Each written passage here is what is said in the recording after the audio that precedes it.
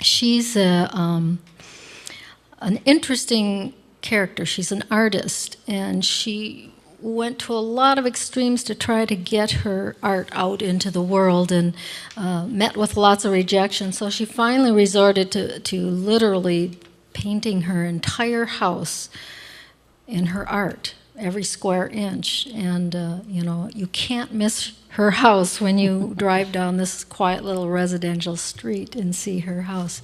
And she put sculptures out in the front yard, and so the name Scary Mary comes from some of her neighbors and detractors who didn't appreciate her art in the neighborhood. So thus the title. But I found her story quite inspiring. So.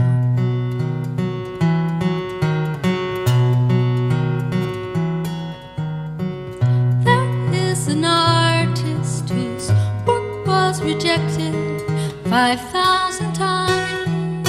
She says 5,000 times, and she was known as Scary Mary to those who like to whine. The art world and the galleries denied Mary a member card, so she displayed her artistry, and the only way that she knew how in her house became a canvas sculpture garden her front lawn. But some neighbors and alarmists wanted her to take it down, so they took their righteous grumblings to the city authorities, where they cowardly filed them in anonymity. That is an artist whose work was rejected 5,000 times. She says 5,000 times, and she was known as Scary Mary to those who like to whine. An Alice in Wonderland experience was Mary's place, exquisite in its intricate colored pattern interlace. But the local punks defaced it.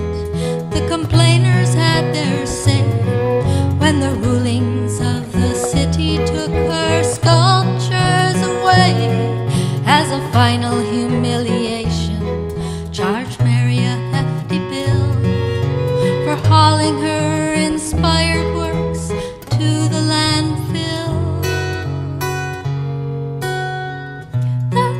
An artist whose work was rejected 5,000 times.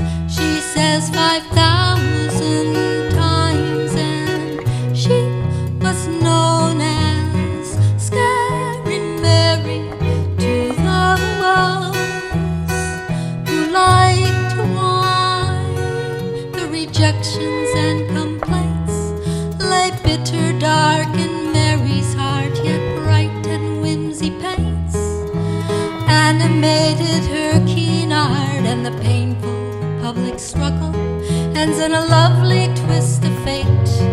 For the conflict drew the art critics to put her work on their plate. They saw true originality in her stunning folk art imagery.